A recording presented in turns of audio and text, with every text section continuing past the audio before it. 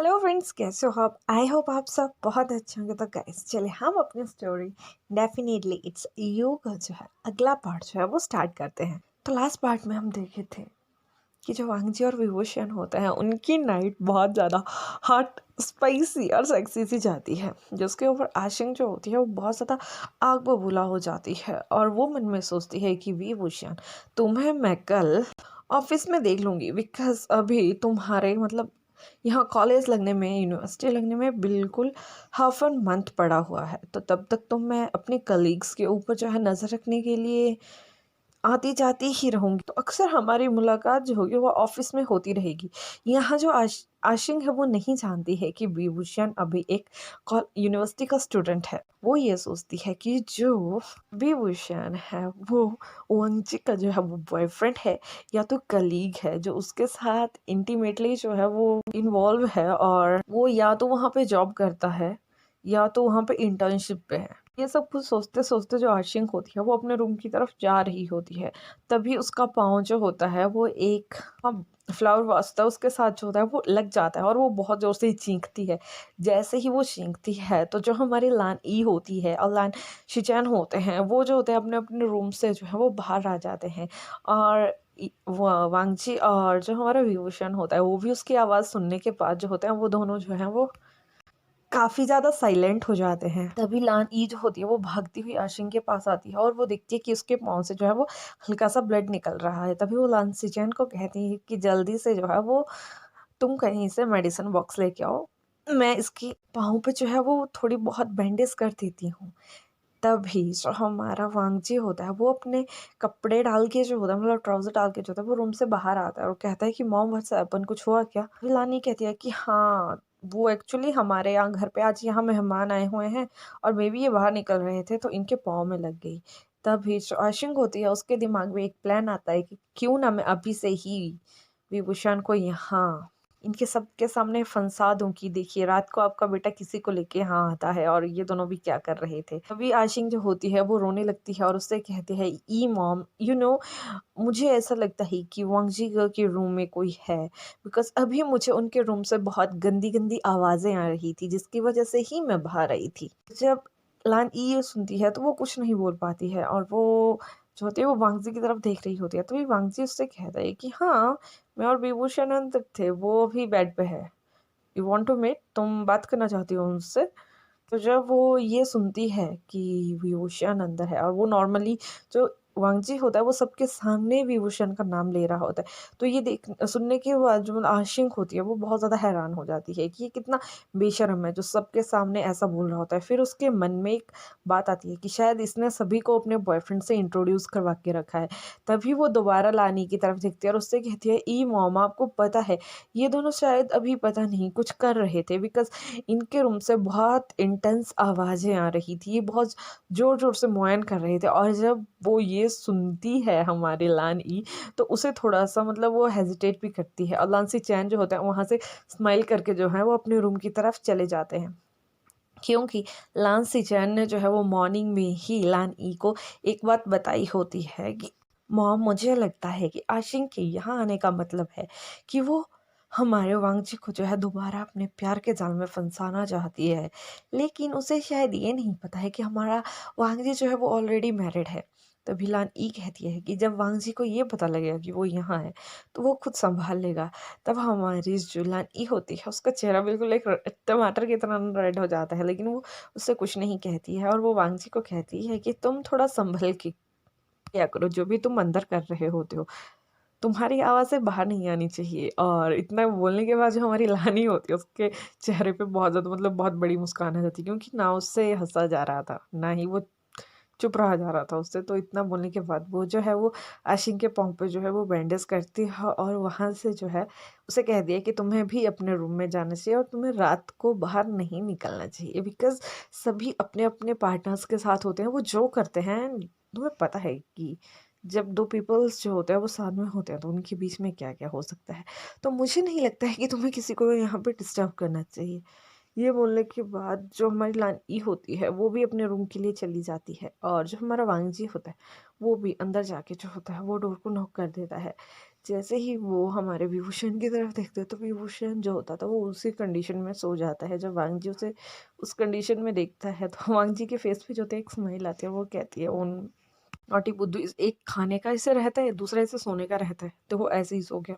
इसके इसके बाद जो हमारा वांग जी होता है वो भी चाहता है अपना टी शर्ट जो होता है खोलता है और वांग जी के साथ वैसे ही वहाँ पे हक करके जो होता है वो सो जाता है।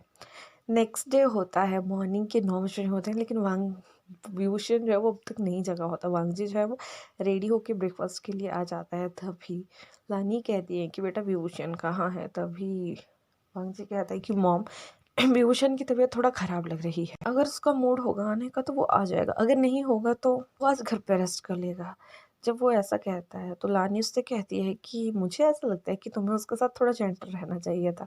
ये सुनने के बाद जो हमारा भांजी होता है उसका फेस भी बिल्कुल रेड हो जाता है। वो कहता है मॉम मैं जेंटल ही था, मैंने आपके बेटे को हर्ट नहीं किया है। इतना बोलने के बाद आशिंग, जब वो भी बात ही कर रहे होते हैं तब तक आशिंग भी वहाँ आ जाती है और वो कहती है कि आप दोनों में क्या बातें चल रही हैं। तभी लानी पूछती है कि तुम रेडी होके कहाँ जा रही हो बेटा। तभी आशिंग कहती है कि ऑब्वियसली मैं वांगजी गगा के साथ उनके ऑफिस जा रही हूँ, बिकॉज डैड ने मुझे कहा है कि अपने कलीग्स के ऊपर जो है वो नज़र रखनी है। वो बहुत ऐसे मटक मटक के बात किया करती थी जैसे कि पता नहीं वहाँ की राजकुमारी हो। उसका एटीट्यूड अभी भी वही था, उसे बहुत ज़्यादा घमंड था कि अगर पैसा है तो उसके पास है, अगर सुंदर है तो वो है। बट यहाँ वो हमारे विभूषण से जो है जेलस करती थी। वहीं कुछ समय के बाद जो हमारा विभूषण है वो जो होता है वो वही रेडी होके जो होता है वो नीचे आ जाता है और वो ऊपर से ही जो अपनी मतलब लानी मॉम को देखता है तो वो बहुत ज़्यादा ज़ोर से जो होता है वो आवाज़ लगाता है, ई मॉम कैसे हो आप, गुड मॉर्निंग। तभी उसकी मॉम कहती है, मतलब लानी कहती है कि गुड मॉर्निंग मेरा बच्चा, तुम उठ गए। तभी वो ऊपर से कहता है हाँ मॉम मैं उठ गया, मुझे बहुत ज़्यादा भूख लगी हुई है। तभी लानी कहती है कि अच्छा ठीक है आ जाओ नीचे, मैं तुम्हारे लिए भी प्लेट लगा देती हूँ, लेकिन तुम रेडी होके कहाँ जा रहे हो। तभी वो दोबारा चीख के कहता है कि माँ मुझे गग के साथ ऑफिस जाना है, डैड ने कहा है ना कि जब तक मैं नहीं आता तो मुझे ही इनकी हेल्प करनी पड़ेगी। तभी लानी जो होती है वो हंसने लग जाती है और उससे कहती है कि ठीक है आराम से आ जाओ। इसके बाद जो हमारा विभूषण होता है वो भी अपने डाइनिंग टेबल तक जो है वो पहुंच जाता है। उसके बाद वो जो होता है वो मंगजी को जो है उसके गाल पे एक किस करता है, उससे कहता है गुड मॉर्निंग गगा।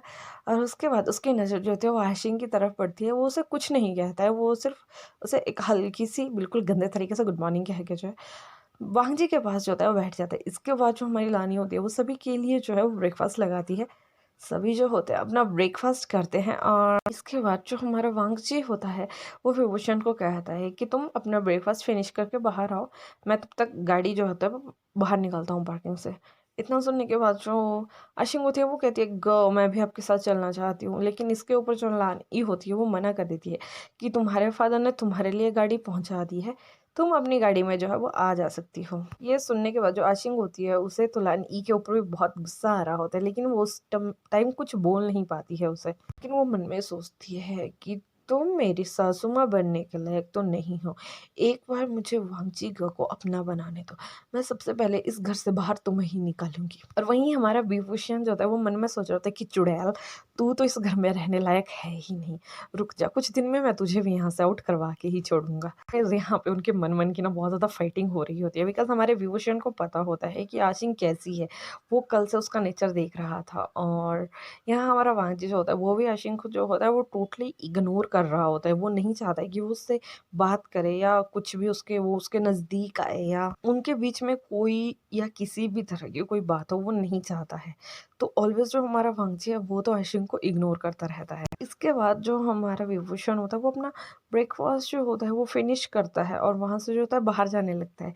लेकिन जैसे ही वो अपनी टेबल को और चेयर को जो है वो सही से करता है और जैसे वो बाहर निकलने की कोशिश करता है तो आशिंग जो होता है अपना पैर जो होता है वो विभूषण की एक लेग के साथ जो होता है वो लगा देती है, जिसकी वजह से हमारा विभूषण जो है वहाँ पे गिर जाता है। गिरने की वजह से उसके हैंड में जो है वो काफ़ी ज़्यादा चोट आ जाती है। वो जो है जोर का चीख मारता है। ये देखने के बाद जो हमारी लानी होती है वो जो होती है वो किचन से बाहर आ जाती है, भागते हुए आती है और पूछती है ओ माय गॉड तुम्हें क्या हो गया, तुम गिर कैसे गए। तभी हमारा विभूषण जो होता है वो कहता है कि मेरे पाँव के साथ कुछ कुछ कुछ था, मेरे पाँव के नीचे मुझे लगी मॉम मैं गिर गया, मुझे बहुत ज़्यादा पेन हो रही है। लेकिन जब ये आवाज़ जो होती है वो काफ़ी बाहर तक भी जा चुकी होती है और वांगजी जब इस आवाज़ को सुनता है तो वो भी चिंतित हो जाता है और वो भी गाड़ी को जो होता है बाहर खड़ा करके जो है अंदर की तरफ आ जाता है और वो पूछता है कि मॉम क्या हुआ? तो जैसे ही वो देखता है कि जो विभूषण है वो नीचे गिरा हुआ है, तो वो भी बहुत ज़्यादा टेंशन में आ जाता है और वो भागता हुआ विभूषण के पास आता है और वो विभूषण से पूछता है कि बेबी व्हाट्स हैपेंड, तुम गिर कैसे गए? तभी विभूषण जो होता है वो रोता हुआ कहता है कि ग मेरे पाँव के नीचे कुछ फँसा था, मैं गिर गया, यहाँ था कुछ। लेकिन तभी आशिक कहते ओह! यहाँ तो कुछ नहीं था, ऐसे ही चलना भी नहीं आता, तुम तो डिज़र्व ही नहीं करते हो वांगची को। सुनने के बाद जो हमारा वांगजी है वो उठता है और आशिक को कहता है कि मेरी पर्सनल लाइफ में तुम्हारा कोई काम नहीं है और मैं तुम्हारा अपनी लाइफ में कोई साया भी नहीं चाहता। अच्छा होगा कि तुम हमसे दूर रहो, क्योंकि तुम ना मुझे डिजर्व करती हो ना मेरी फैमिली को डिजर्व करती है। सुनने के बाद जो आशिक है वो बहुत ज़्यादा गुस्से में आती है और वो जो होता है वो रोशन के पास बैठती है और उसके कॉलर को जो होता है वो अपने हाथ में ले लेती है और वो बोलती है कि तुम में ऐसा क्या है जो वांगजी और पूरी फैमिली तुम्हारे पीछे कुछ भी करने को तैयार है? क्या है तुम में ऐसा बेहोशियां? मैं तुम्हें नहीं छोड़ूंगी। तभी वांगे जो होता है वो आशिक का हाथ जो है वो विभूषण की कॉलर से हटाता है और उसे एक स्लैप कर देता है और उससे कहता है कि don't dare to touch my wife. जब आशिक वो वाइफ पर सुनती है ना उसके मुंह से, तो वो बहुत ज़्यादा हैरान हो जाती है। वो कहती है wife, what you want to say girl? तभी वहाँ जी जो होता है वो शांत होते हुए कहता है कि वो मेरा मेट है और अगर आज के बाद तुमने उसे कुछ कहने की कोशिश करी तो मुझसे बुरा कोई नहीं होगा और तुम्हें यहाँ रहने की भी कोई ज़रूरत नहीं है। मैं तुम्हारे लिए अभी होटल बुक करवा रहा हूँ और तुम आज ही वहाँ को शिफ्ट करने वाली हो। और वो यही बात जो होता है अपनी मॉम से कह के जो होता है वो चला जाता है। वो अपनी मॉम से कहता है कि मॉम मुझे आज शाम तक ये गर्ल यहाँ नहीं चाहिए, अगर ये यहाँ रहेगी तो मैं और वांगजी यहाँ से शिफ्ट कर लेंगे। ये सुनने के बाद जो लान होती है वो बहुत ज़्यादा टेंशन में आ जाती है। तभी सिचैन जो होता है वो भी अपने रूम से आता है, वो सभी को ग्रेट करता है और वो भी कहता है कि मुझे भी ऐसा लगता है कि आशिक को जो है यहाँ से चले जाना चाहिए, बिकॉज किसी आउटसाइडर की वजह से अगर हमारे फैमिली में कुछ दिक्कतें आती हैं तो मैं भी उन चीज़ों को नहीं अलाउ करूँगा कि किसी और की वजह से हमारे घर का माहौल जो है वो बिगड़ जाए। ये सुनने के बाद जो आशिक होती है वो बहुत ज़्यादा आग बबूला हो जाती है और वो वहीं से भागते हुए अपने रूम में जाती है, अपना सूटकेस पैक करती है और किसी होटल में जो होता है वो विभूषण मतलब वांजी ने जो होता है वो फ़ोन करके जो होता है उसके लिए एक रूम बुक कर दिया होता है और वो अपने ड्राइवर को कहता है कि इसे तुम वहाँ छोड़ के आओगे। तो इसके बाद वो ड्राइवर जो होता है वो आशिक को लेके जो होता है वो उस होटल में जो होता है वो चला जाता है। जब आशिक वहाँ जा रही होती है तो उसके मन में एक ही बात होती है कि मैं तुम दोनों का जो है वो डिवोर्स करवा के रहूँगी। 1 मंथ मैं यहाँ हूँ ना, 1 मंथ में मैं तुम्हारा जीना जो है वो हराम कर दूँगी। देख लेना विभूषण, मैं तुम्हें वांगजिगा से दूर करके ही रहूँगी। बिकॉज़ मेरे वांगजिगा ऐसे कभी नहीं थे। जब मैंने उन्हें छोड़ा था वो तब आखिरी बार तक मुझे यही कहते रहे थे कि आशिक आई लव यू, रुक जाओ, मैं सब सँभाल लूँगा, मैं कर लूँगा जो तुम चाहती हो, मैं हर चीज़ करने के लिए सक्षम हूँ, लेकिन तुम रुक जाओ। लेकिन उस टाइम मैं थी जो नहीं रुकी थी, बिकॉज़ मुझे पैसा कमाना था। अब मुझे पता है कि वांगजिका के पास कितना पैसा है, तो मैं क्यों ना उनके पास आऊँ। लेकिन तुम विभूषण, तुम तो वांगजिका को डिज़र्व नहीं करते। और वो ऐसा ही सोचते-सोचते जो है वो होटल रूम तक पहुँच जाती है। वो होटल रूम में बैठ जाती है और फिर अपनी एक फ्रेंड को कॉल करती है जो कि उसकी चाइना में ही होती है और वो अपने उस फ्रेंड को कहती है कि हेलो, तुम कैसी हो? तभी दूसरी साइड से आवाज़ आती है कि मैं ठीक हूँ, तुम कहाँ हो? तभी आशिक कहती है कि मैं वापस आ चुकी हूँ। तभी वो उसकी फ्रेंड कहती है कि ओह माय गॉड, तुम यहाँ हो और तुमने मुझे बताया भी नहीं। तभी दूसरी साइड से अगेन आवाज़ आती है कि हाँ, मुझे बस अभी कुछ समय हुआ है आए हुए, मैं तुमसे मिलना चाहती हूँ। तभी उसकी फ्रेंड बोलती है कि हाँ श्योर, ठीक है। और वो दोनों जो है उसी दिन शाम को मिलने का जो है वो प्लान बनाते हैं। वहीं दूसरी साइड जो हमारा वागजी होता है वो विभूषण को जो होता है वो हॉस्पिटल लेके जाता है। हॉस्पिटल में उन्हें ये पता लगता है कि जो हमारा विभूषण है उसके हैंड में जो है वो फ्रैक्चर आ चुका है, तो एटलीस्ट 15 to 21 डेज़ का जो है वो रेस्ट करना ही पड़ेगा। तभी वो उसके हैंड में जो है वो प्लास्टर कास्ट लगाते हैं और उसे जो डॉक्टर होता है उसे कहता है कि इसे सिर्फ तुम्हें एक ही साइड पे रखना है, ज़्यादा हिलाना नहीं है, ढुलाना नहीं है, खारिश होगी तो ज़्यादा खारिश भी नहीं करनी है, अदरवाइज़ आपको इन्फेक्शन हो सकता है। और ठीक 21 डेज़ के बाद जो है तुम्हें ये प्लास्टर कास्ट होगा वो निकालना पड़ेगा। उसके बाद जो डॉक्टर होते हैं वो भी मांझी को कहते हैं कि आपको इनका बहुत अच्छे से ध्यान रखना पड़ेगा, इनकी हर चीज़ का जो इन्हें चाहिए होगी, बिकॉज़ इनके राइट हैंड में लगी हुई है, तो ये काफ़ी ज़्यादा चीज़ें जो है इनकी अफेक्ट हो जाएंगी। तो उन सब चीज़ों में जो है वो आपको इनकी हेल्प जो है वो करनी पड़ेगी। तभी वांग जी कहता है कि इट्स ओके डॉक्टर, मैं अपनी वाइफ की हेल्प पूरे दिल से करूँगा। और जैसे ही हमारा विभूषण जो था वो वही वर्ड उसके मुँह से सुनता था ना, तो वो उसे कोनी मारता है, उससे कहता है कि ग घ। उसके ऊपर जो डॉक्टर है वो स्माइल करता है और उससे कहता है कि विभूषण, मैं सब कुछ जानता हूँ, मेरे पास भी वाइफ ही है और हम दोनों भी बहुत खुश हैं। ये सुनने के बाद जो हमारा विभूषण होता है वो बहुत ज़्यादा शाई फील करता है। उसके बाद जो हमारा विभूषण होता है वो नीचे देखना जो है वो स्टार्ट कर देता है और वो कहता है वांगजी का हमें चलना चाहिए। उसके बाद जो वांगजी और विभूषण होते हैं वो हॉस्पिटल से जो है वो डायरेक्ट उनके ऑफिस के लिए निकल जाते हैं। जैसे ही वो ऑफिस पहुंच जाते हैं तो जो हमारा वेंडिंग होता है वो वांगची को कहता है कि सर मीटिंग के लिए सब कुछ प्रिपेयर है, आपको डायरेक्ट मीटिंग रूम में ही जाना है। इसके बाद हमारा वांगची जो होता है वो विभूषण को लेके जो है वो मीटिंग रूम में चला जाता है। मीटिंग रूम में वांगची के कंपनी के 2-3 मेंबर्स और सोंगलान, सुयांग, शौशिनचंद जो होता है वो बैठे होते हैं। इसके बाद वो जो होता है अपने प्रोजेक्ट के ऊपर कुछ डिस्कशन करते हैं और वांगची जो होता है उन्हें 1 हफ्ते का टाइम देता है कि 1 हफ्ते में आपको ये प्रोजेक्ट जो होता है वो कंप्लीट करना है। और मैं नहीं चाहता कि तुम्हारी सीनियर की बेटी जो आशिंग है वो इस प्रोजेक्ट में कोई भी भाग ले, बिकॉज वो यहाँ टीच करवाने के लिए आई हो। तो मैं चाहता हूँ कि वो सिर्फ अपना वहीं का काम संभाले, ना कि मेरी यहाँ कंपनी का। तो वो तीनों जो है वो उस प्रोजेक्ट के बारे में देखते हैं तो वो देखते हैं कि प्रोजेक्ट बहुत ज़्यादा टफ है करने में। वो कहते हैं कि ओके सर, हम अपना बेस्ट देने का जो है वो कोशिश करेंगे और हम देखेंगे कि आपको वो जो भी हमारा प्रोजेक्ट है वो अच्छा लगता है या नहीं लगता है। तभी जो वांगजू से उनसे कहता है कि आई होप कि तुम अपना 100% दो, बिकॉज ये प्रोजेक्ट जो है हमारे लिए और आपके लिए बहुत ज़्यादा इम्पॉर्टेंट होने वाला है।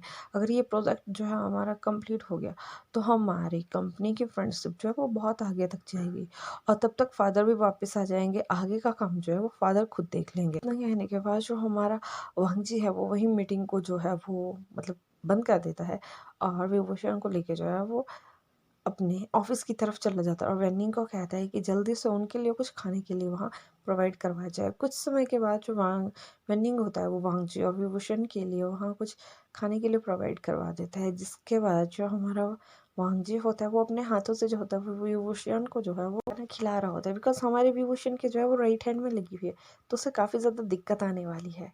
तो गाइस इसी तरह से उनका 1 महीना जो है वो उनके ऑफिस में जो होता है वो चला जाता है। विभूषण के हाथ का जो कास्ट है वो भी निकल जाता है। अब वो काफ़ी अच्छा फील कर रहा होता है और अब जो होती है वो बारी आती है उनकी यूनिवर्सिटी लगने की। अब जो होता है वो हमारे लान क्यूरेन भी कोरिया से वापस आ चुके थे, उनका प्रोजेक्ट भी अच्छे से जो है वो कंप्लीट हो जाता है। सोंगलान सुयंग और शौशिन चंद जो है वो परमानेंट मेंबर बन जाते हैं लान जो भी उनकी कंपनी होती है उनके। और आशिंग को जो होता है वो कॉल लेटर आ जाता है 1 मंथ के लिए जो होता है वो शी शीजी यूनिवर्सिटी से कि वो वहाँ पे 1 मंथ के लिए पढ़ा सकती हैं। तो अब देखते हैं कि आगे आगे क्या होता है। आज का जो हमारा चैप्टर है मैं यहीं फिनिश करती हूँ। होप सो कि आपको मेरा आज का चैप्टर जो है वो पसंद आएगा। अगर पसंद आएगा तो लाइक कीजिएगा, कमेंट कीजिएगा, फ्रेंड्स के साथ शेयर कीजिएगा और जिन्होंने सब्सक्राइब नहीं किया है वो सब्सक्राइब भी कीजिएगा। और सबसे बड़ी बात कि अपना ध्यान रखिएगा। Bye bye, take care.